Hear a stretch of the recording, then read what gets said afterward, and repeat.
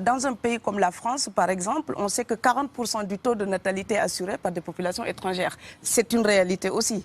Donc maintenant, on est dans une situation où c'est ce que vous dites qui renforce l'extrémisme. Quand vous dites que l'immigration pose un problème, il faut aussi parler des avantages de l'immigration. Parce que moi, quand je travaille en France, je paye mes impôts ici. La majorité paye ses impôts, s'installe dans vos pays, enrichit vos pays. Donc, ce sont des citoyens productifs. Aujourd'hui, je voulais m'indigner pour le silence de l'Union africaine. Les gens là qui meurent sur les plages, et je mesure mes mots, si c'était des Blancs, la terre entière serait en train de trembler. Ce sont des Noirs et des Arabes.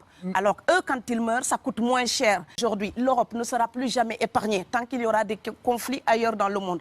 L'Europe ne sera plus jamais opulente tant qu'il y aura des carences ailleurs dans le monde.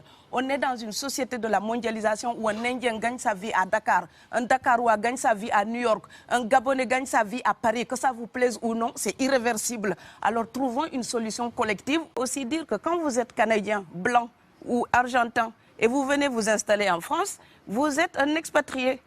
Quelqu'un qui voyage, qui est libre de voyager. Et si vous êtes africain ou indien ou afghan, vous venez en France ou en Allemagne, vous êtes l'immigré, peu importe les raisons pour lesquelles vous êtes là. Le mouvement des Européens allant vers les autres pays.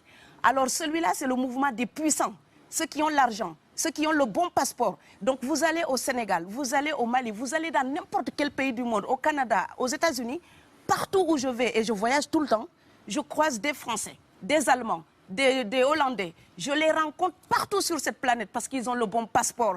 Donc, quand les pauvres viennent vers vous, il y a des mouvements de foule qu'il faut bloquer.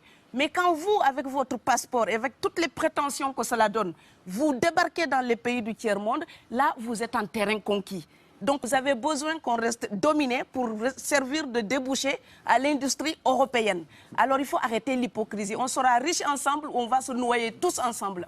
Voilà. Ce plateau aujourd'hui, sans parler de nos dirigeants africains. Je suis obligée d'en parler parce que dans mes livres, je parle toujours d'Europe et d'Afrique. Et je pense que personne ne quitte sa maison paternelle pour aller demander l'hébergement chez le père d'autrui quand on peut être bien chez soi. Donc je pense que les gens qui partent, c'est parce qu'ils manquent de quelque chose. C'est parce qu'ils n'ont pas la sérénité.